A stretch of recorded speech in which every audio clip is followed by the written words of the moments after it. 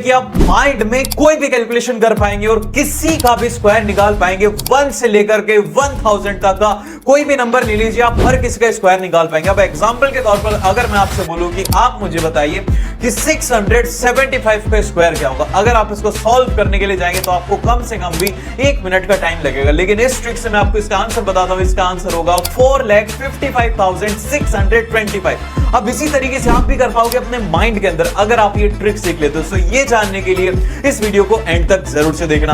1 से लेकर के 1000 तक में अगर आपको किसी का भी स्क्वायर निकालना पड़ जाए तो आप कुछ ही सेकंडों के अंदर उस स्क्वायर को निकाल सकते हो। चलिए अब इन ट्रिक को सीखने वाले हैं। सबसे पहली ट्रिक बड़ी ही आसान है। अगर आपको 1 से लेकर के अगर 100 तक में किसी का भी स्क्वायर निकालना पड़ जाए, इस ट्रिक को फॉलो कर लेना है, 1-2 सेकंड में आपका आंसर आ जाएगा। करना क्या है, ध्यान से सुनना। अब जैसे कि यहां पर जो नंबर की बना है, जैसे कि 4 है, तो सबसे पहले क्या करो, 4 का स्क्वायर कर दो। कितना होता है? वो होता है 16। और फिर उसके बाद में 2 का स्क्वायर कर दो। 2 का स्क्वायर कितना होता है? वो होता है 4। लेकिन आपको एक बात ध्यान रखनी कि इसको 4 ना लिख करके आपको यहां पर 04 लिखना है। अब एक इंपॉर्टेंट बात आपको यहां पर नोट करके लिखना है। अब जितने भी नंबर आपको इसमें दिख रहे हैं ना, जैसे कि 42 है, तो पहले आपको 4 इंटू 2 करना होगा। जितने भी नंबर है ना उन सबको मल्टीप्लाई करके लास्ट में आपको क्या करना है, इस एक 2 से आपको मल्टीप्लाई कर देना है। कितना आएगा? 4 2 8 होता है। 8 2 कितना होता है? वो होता है 16। अब आपको यहां पर लिख देना है। बस आपको एक बात ध्यान रखने की, एक डिजिट छोड़ करके हमें इसमें ऐड कर देना है। तो जब हम इसमें ऐड करेंगे तो आ जाएगा 4, ये आ जाएगा 6, ये आ जाएगा 7, 1764। इस तरीके से 1 से लेकर के 100 तक के सारे स्क्वायर कुछ ही सेकंडों के अंदर आ जाएंगे। अभी जाना नहीं है, इससे भी आसान ट्रिक सिखाऊंगा।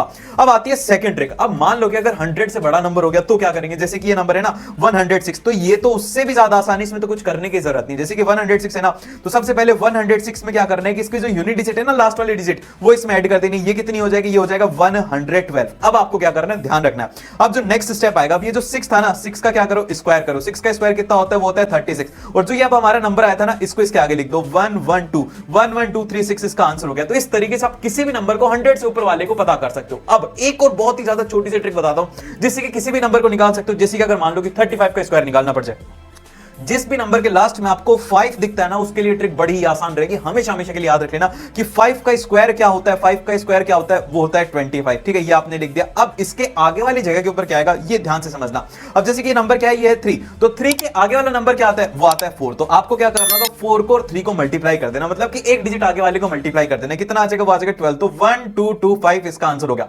अब इसी तरीके से आप मुझे